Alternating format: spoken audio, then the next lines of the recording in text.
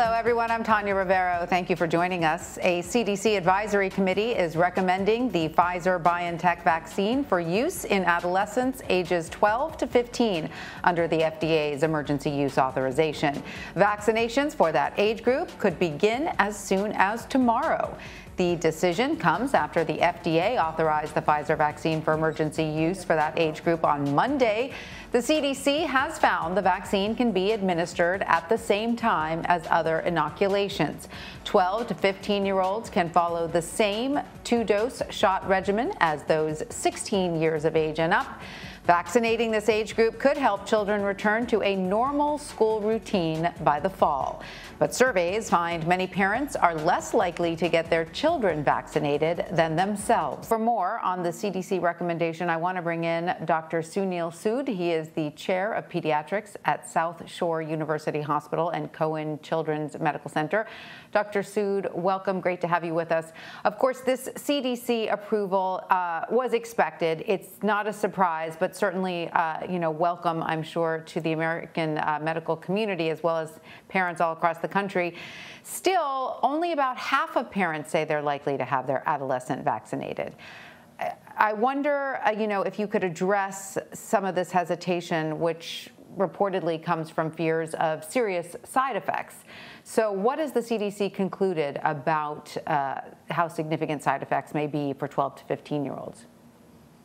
Well, I think that once parents are armed with the information that will be coming out today and over the next few days, that the side effects actually were not more severe than experienced in the millions of doses given to age 16 and older. Remember, 16 and above is also adolescents, as well as adults. And in fact, there is even more positive information in the 12 to 15 age group, which is that their antibody levels were actually higher than those in a comparative group of 16 to 25-year-olds. And as we know, the higher antibody you have, the more the longer the duration of protection expected from a vaccine. It just is one of those interesting developmental facts is that 12 to 15-year-olds seem to have the peak ability in all age groups to exhibit antibodies to vaccines. And so it's a very good group to immunize. And so, in terms of getting this vaccine at the same time as, other inoculations, because obviously all adolescents are on a schedule, right, of their inoculations. So the conclusion is that it's absolutely fine to do this in tandem, correct? That is correct. Co-administration is now considered to be safe and does not interfere with uptake of either the other vaccine or the COVID vaccine. So that old precaution that we were following to date of waiting 14 days at least doesn't have to be done. And why that's important is because up to 20% of adolescents, or about 20% or so of vital other vaccines, were missed during the pandemic. That includes the DTaP shots and the HPV shots and the meningococcal vaccine shots. Many of these are life-saving vaccines. We fell behind, and so this is going to be a good opportunity to catch up on those, along with getting immunity to SARS-CoV-2 virus. Mm-hmm. Now, what about children who have allergies? We know that food allergies are on the rise in this country. My own son has a tree nut allergy. Are there any additional, concerns if your child has an allergy?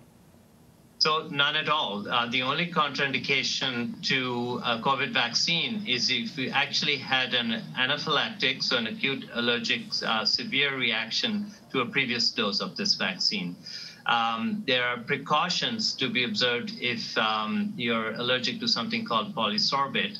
But other than that, children with allergies or multiple allergies are actually not medically excluded from getting these vaccines. So that should not be a concern.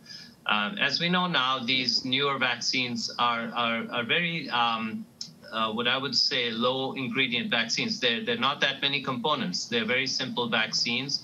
And so the list of ingredients in the vaccines is easy to check. And none of these have like a co-allergy with any of tree nuts or environmental allergens. That is very, very good news.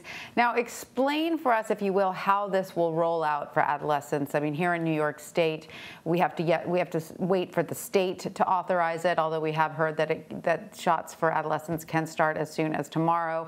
Where will parents be able to take their children? Will most pediatricians' offices be offering the Pfizer vaccine, or will you have to take your child to, you know, one of the vaccination sites that are set up for adults? So I think it's, from my understanding, as of today, it's all of the above. Northwell Health is offering, has been offering administering vaccine at multiple sites throughout the area, and the age group of adolescents will be added to those sites. Vaccine, my understanding is being shipped directly to pediatricians' offices, and so the state and city health departments have encouraged pediatricians to go ahead and start administering. Whether that'll happen by tomorrow or Friday remains to be seen. But I think that this is going to be widely available, and at least I had heard President Biden say last week that local pharmacies will also be allowed to give this vaccine to this age group. So I think there will be no shortage of sites to seek out this vaccine. Would you encourage parents to start by calling their pediatrician's office and see if it's being offered there, and if not, looking elsewhere? That is correct. I suspect pediatricians in our community are already getting calls, and and will be quickly gearing at the vaccine. I think they're probably very busy today already.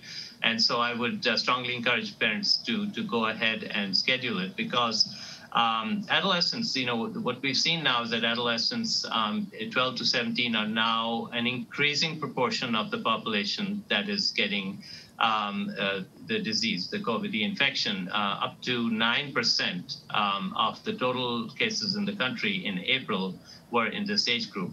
And then also there's been more than 13,000 hospitalizations in adolescents 12 to 17 years of age during the last year of the pandemic, as well as, unfortunately, 127 deaths. And one thing we're seeing a lot of in the Children's Hospital and in the Northwell Pediatric Network is the multiple, the so-called MIS-C, or the multi-system inflammatory syndrome.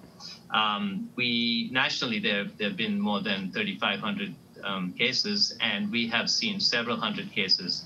And so if this vaccine can prevent adolescents from coming in with that very severe post-infection outcome, that would be a huge benefit.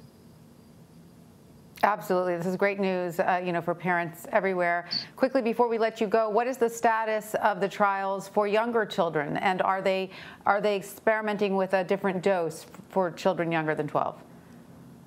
So I'm not very familiar. I know that at least Moderna and perhaps Pfizer is testing doses and dosing regimens in 6 months to 5-year-old age group, and another cohort of 5 to 11-year-olds. And so that may, by the end of this year, we actually will have data on much younger children as well. Mm-hmm. All right, great. All right, well, Dr. Sood, thank you so much for joining us. We appreciate your expertise. Thank you so much. Thanks for having me, Tanya. Okay. Thank you. Bye-bye.